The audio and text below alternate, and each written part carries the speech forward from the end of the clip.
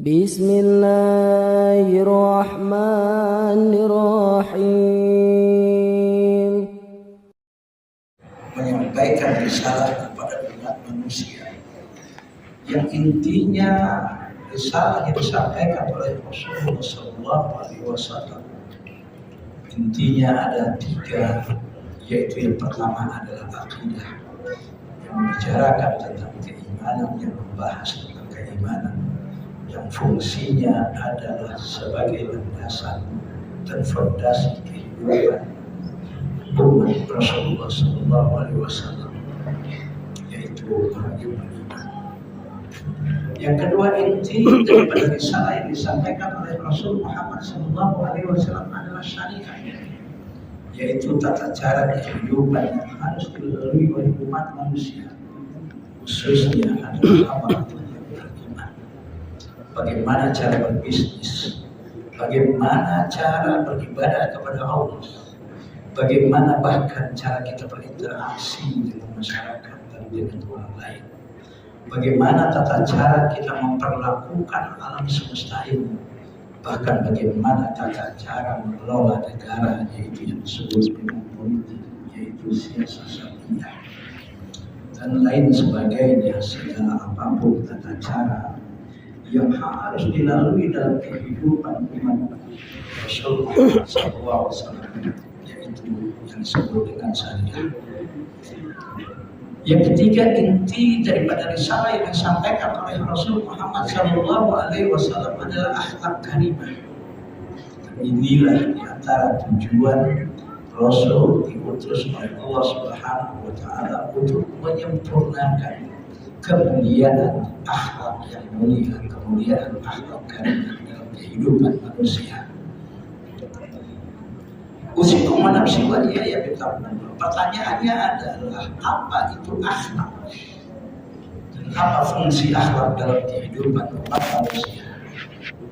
Akhlak itu 100% adalah satu istilah, satu kata yang diambil dari bahasa Arab, yaitu akhlakun.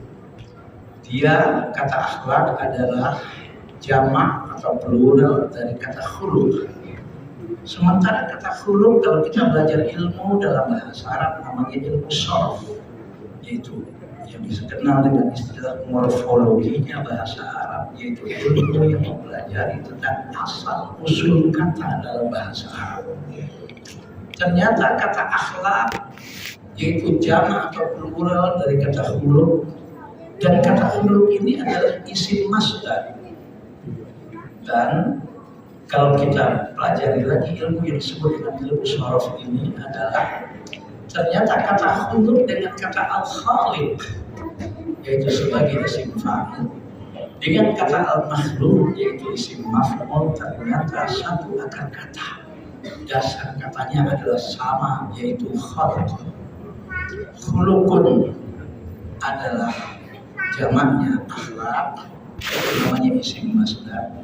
Khaliqun atau al-khaliq itu adalah isim fa'il, dan di dalam akidah keimanan kita al-khaliq itu adalah Allah Subhanahu wa Ta'ala.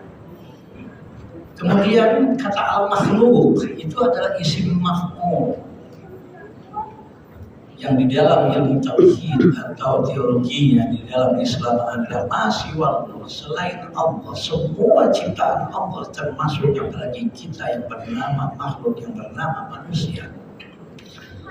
Maka dari kata akhlak, plural dari kata khuluq, dengan kata al-khaliq dan al-makhluk adalah satu akar kata dan kata dasarnya sama, yaitu khalaq. Maka dari sini saja kita dapat mengerti bahwa kata akhlak tidak bisa dilepaskan dari kata al-khaliq, yaitu Allah, dan dari kata al-makhluk, yaitu semua ciptaan Allah, tak terkecuali dan apalagi kita yang bernama adalah makhluk Allah, yang bernama manusia. Maka berdasarkan hadis Rasulullah SAW, hadis sahih yang diriwayatkan oleh Imam Al-Bukhari dan Imam Muslim, Rasulullah mengatakan, ala inna fil jasadi mudghah. Ingatlah, dalam setiap tubuh manusia ada yang disebut dengan gumpalan darah. Idza saluhat saluhal jasadu kulluhu. Apabila gumpalan darah ini soleh, baik, positif, maka seluruh tubuh dan yang berhubungan dengan tubuh itu pun akan baik dan akan saleh dan akan positif. Tapi wa idza fasadat, apabila gumpalan darah ini rusak, negatif, sakit dengan penyakit-penyakitnya, maka fasadal jasadu kulluhu, jasad dan segala yang berhubungan dengan jasad itu pun dan dengan tubuh itu pun semua akan rusak dan akan sakit. Apakah gumpalan darah yang ada pada diri manusia yang disebut dengan mudghah itu yang menentukan negatif dan positifnya tubuh dan segala yang berhubungan dengan tubuh manusia itu? Inilah yang Rasul katakan ala wahyal qalb. Itulah yang disebut dengan al-qalb, yaitu hati. Maka berdasarkan hadis ini dan apa yang diungkapkan kata akhlak, yaitu tidak lepas dari kata pengertian al-khaliq, yaitu Allah, dan al-makhluk, maka insya Allah dapat disimpulkan apa itu akhlak. Akhlak adalah bersumber apa yang kata Rasul tadi, dari apa yang ada dalam hati seseorang. Maka akhlak itu adalah isi hati, pikiran, pernyataan atau perkataan misalnya, perbuatan atau tindakan, kebiasaan, karakter dan sikap makhluk, dalam hal ini adalah manusia. Apabila isi hati tersebut, pikirannya, perkataannya atau pernyataannya, perbuatan, tindakan dan kebiasaan serta sikap makhluk yang bernama manusia tersebut sesuai dengan kehendak Sang Khalik, tidak keluar dari apa yang diinginkan oleh Allah sebagai Sang Khalik, yaitu tidak keluar dari tuntunan syariat karena berlandaskan kepada iman, yaitu akidah, itulah yang disebut dengan akhlak karimah atau akhlak mulia. Tapi apabila apa yang ada di hatinya itu sudah kotor, rusak dengan penyakit-penyakitnya, Al-Imam Al-Ghazali rahimahullah di dalam kitabnya Ihya Ulumuddin misalnya mengatakan tidak kurang dari 100 penyakit hati yang dapat merusak hati manusia. Salah satunya adalah takabbur, sombong, merasa paling benar sendiri, merasa paling berkuasa, hasud, iri, dengki, rakus dan tamak, ego, riya dan macam-macam penyakit hati. Maka apabila hati tersebut sudah kotor dengan penyakit-penyakitnya, biasanya apa yang ada di pikirannya pun akan negatif dan akan rusak. Dan apa yang akan menjadi pernyataan dan ucapan yang keluar dari lidahnya pun akan negatif dan akan rusak. Dan biasa yang akan menjadi perbuatan dan tindakan manusia itu pun akan negatif dan rusak. Sudah menjadi tindakan, akhirnya berlanjut kepada menjadi kebiasaan. Kalau sudah berlanjut menjadi kebiasaan, akan menjadi apa yang disebut dengan karakter dan akhirnya sikap.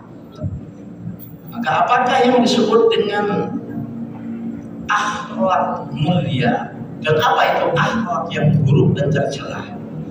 Akhlak mulia adalah isi hati, pikiran, pernyataan, perbuatan atau tindakan, kebiasaan, karakter dan sikap makhluk, dalam hal ini manusia, jika sesuai dengan syariat karena berlandaskan kepada iman dan akidah dan tidak keluar dari apa yang diinginkan oleh Allah, itulah yang disebut dengan akhlak karimah atau akhlak mulia.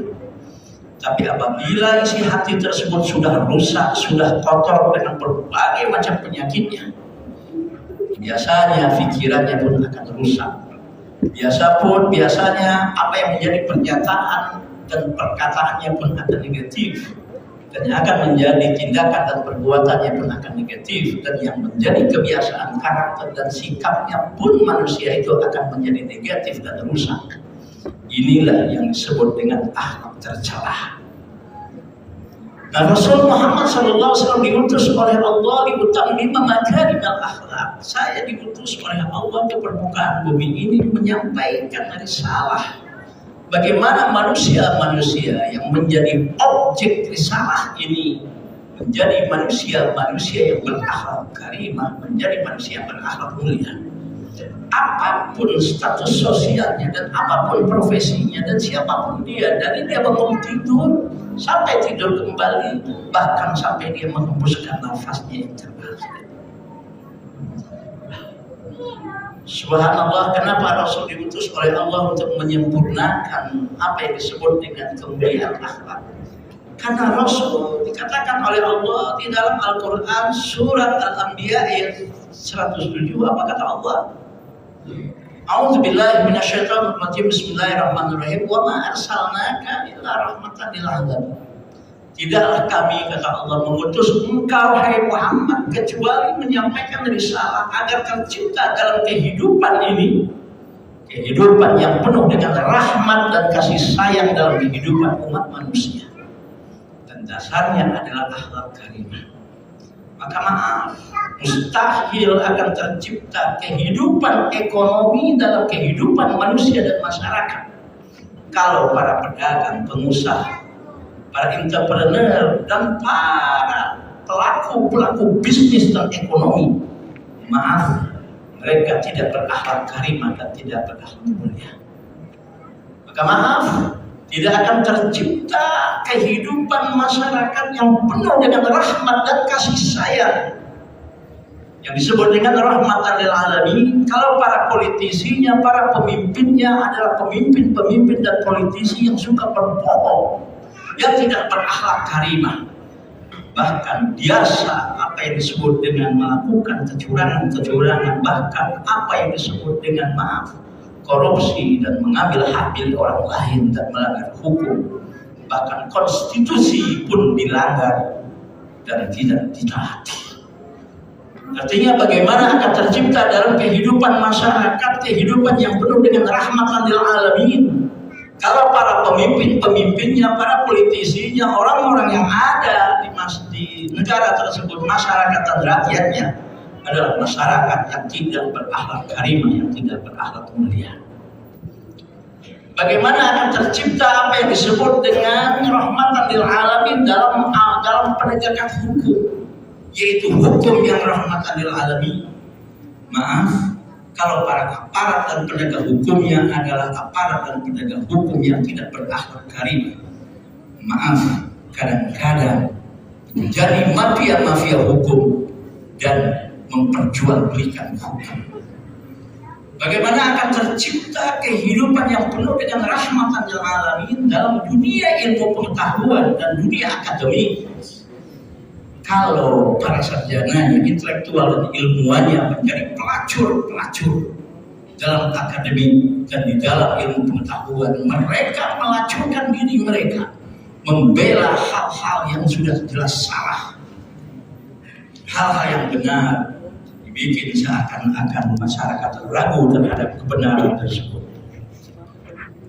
Makanya itu Rasul Muhammad SAW diutus oleh Allah adalah sebagai Rasul yang membawa risalah agar tercipta dalam kehidupan ini kehidupan yang rahmatan lil alamin, yaitu kehidupan yang penuh dengan rahmat dan kasih sayang, kedamaian, ketentraman. Tapi itu semua tidak akan tercipta kalau siapapun yang ada dalam kehidupan ini, siapapun dan apapun profesinya, kalau tidak menggunakan akhlak karimah dalam kehidupannya.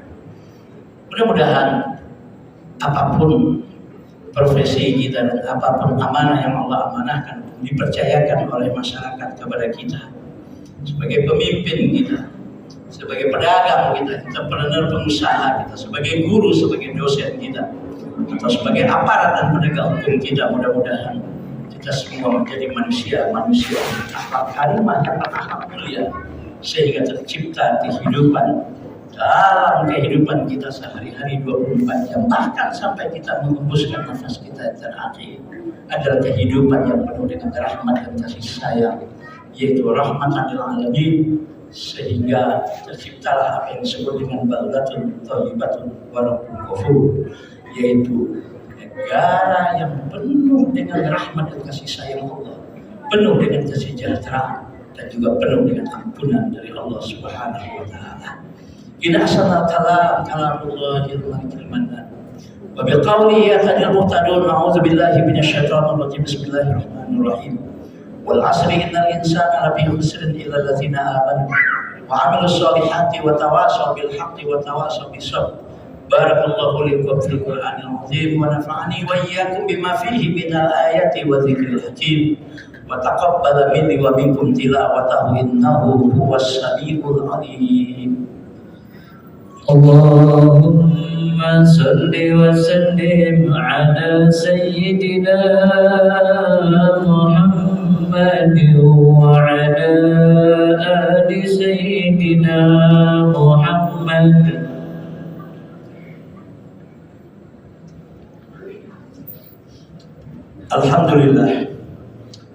Alhamdulillahilladzi hadana li hadza wa ma kunna linahtadiya laula an hadana Allah. Wassalatu wassalamu ala asyrafil anbiya'i wal mursalin nabiyyina Muhammadin wa ala alihi wa sahbihi ajma'in. Asyhadu an la ilaha illallah wahdahu la syarika lahu wa asyhadu anna Muhammadan abduhu wa rasuluh. Ayyuhal hadirun usikum wa nafsi wa iyaya bittaqwallahi faqad fazal muttaqun. Wa qala ta'ala ittaqullaha haqqa tuqatih wa la tamutunna illa wa antum muslimun. Ya'lamu ayyuhan nas anna Allaha shalla 'alan nabiy qadima wa qala ta'ala innallaha wa malaikatahu yusholluna 'alan nabiy. Ya ayyuhalladzina amanu shallu 'alaihi wa sallimu taslima. Wadallahu ma'anil khulafa'ir rasyidin Abi Bakr wa Umar wa Utsman wa Ali wa baqiyatis sahabati wa tabi'in wa tabi'it tabi'in lahum bi ihsan ila yaumiddin. Allahumma ighfir lil muslimin wal muslimat wal mu'minin wal mu'minat al ahya'i minhum wal amwat innaka sami'un qaribun mujibud da'wat wa ya qadiyal hajat. Ya Allah ya Tuhan kami sadar ya Allah telah banyak nikmat yang Kau anugerahkan dalam hidup kami. Jadikan kami ini hamba-Mu yang banyak syukurnya atas segala nikmat yang Kau berikan ya Allah. Ya Allah, jadikanlah kami hamba-Mu yang banyak sabarnya atas segala ujian hidup yang Kau berikan dalam hidup kami ya Allah. Kau uji kami dengan berbagai macam kesusahan hidup. Jangan jadikan kami ini hamba-Mu yang berputus asa. Kau uji kami dengan berbagai macam kenikmatan hidup. Jangan jadikan kami hamba-Mu yang lupa diri ya Allah atas segala nikmat yang Kau anugerahkan tersebut ya Allah. Bimbinglah kami, bimbinglah keluarga kami, bimbinglah orang-orang tua kami, bimbinglah anak cucu kami dan keturunan kami ya Allah. Bahkan bimbinglah guru-guru kami, pemimpin-pemimpin kami, baik pemimpin agama maupun pemimpin negara ya Allah. Untuk selalu berada di jalan yang benar, untuk selalu berada di jalan yang Kau ridho ya Allah, agar tercipta dalam kehidupan kami, kehidupan berkeluarga, kehidupan bermasyarakat, kehidupan berbangsa dan bernegara, kehidupan yang penuh dengan ridho, rahmat dan keberkahan dari-Mu ya Allah. Ya Allah, jadikan kening kami yang selalu sujud kepada-Mu ya Allah. Jadikan lidah kami yang selalu bertasbih, bertahmid, bertakbir, beristighfar kepada-Mu ya Allah. Jadikan hati kami yang tidak pernah lalai dan tidak pernah lupa kepada-Mu ya Allah. Jauhkan dan hindarkan dari diri kami dan tubuh kami harta dan perbuatan yang haram ya Allah. Jauhkan dan hindarkan dari diri kami dan tubuh kami harta dan perbuatan yang haram ya Allah. Berikan kekuatan dan kemampuan kepada kami untuk mampu meninggalkannya ya Allah. Saudara-saudara kami ya Allah, tidak sedikit di penjuru dunia ini yang dalam keadaan sengsara dan menderita dan terzolimi dan dizolimi ya Allah. Khususnya saudara-saudara kami di Palestina ya Allah, yang meninggal di antara mereka, jadikan mereka syuhada di hadapan-Mu ya Allah. Yang sakit dan luka-luka, sembuhkan penyakit mereka, angkat penyakit mereka ya Allah. Berikan ketabahan dan kesabaran dan kekuatan kepada mereka ya Allah. Hancurkan musuh-musuh mereka, kaum Yahudi dan Zionis dan sekutunya sehancur-hancurnya ya Allah. Allahumma ansuril muslimin al-mujahidin fi Palestin. Allahumma ansuril muslimin al-mujahidin fi Palestin. Allahumma ansuril muslimin al mujahidin fi kulli makanin wa fi kulli zaman. Allahumma ansurhum ya Allah fa innaka khairun nasirin. Allahumma ansurhum ya Allah fa innaka khairun nasirin. Sekelam apapun masa lalu kami ya Allah, jangan jadikan sebagai penyebab diturunkan berbagai macam bencana dan musibah kepada kami ya Allah. Sekelam apapun masa lalu kami, jangan jadikan sebagai penyebab tidak diijabahnya doa dan permohonan kami ya Allah. Rabbana taqabbal minna innaka antas samiul alim wa tub alaina innaka antat tawwabur rahim. Rabbana atina fid dunya hasanah wa fil akhirati hasanah wa qina adzaban nar. Subhana rabbika rabbil izzati amma yasifun wa salamun alal mursalin walhamdulillahi rabbil alamin. Ibadallah, innallaha ya'muru bil 'adli wal ihsan wa ita'i dzil qurba wa yanha 'anil fahsya'i wal munkari wal baghi ya'idukum la'allakum tadhakkarun wa la dzikrullahi al-'aliyyil akbar wallahu ya'lamu ma tasna'un. Aqimus shalah.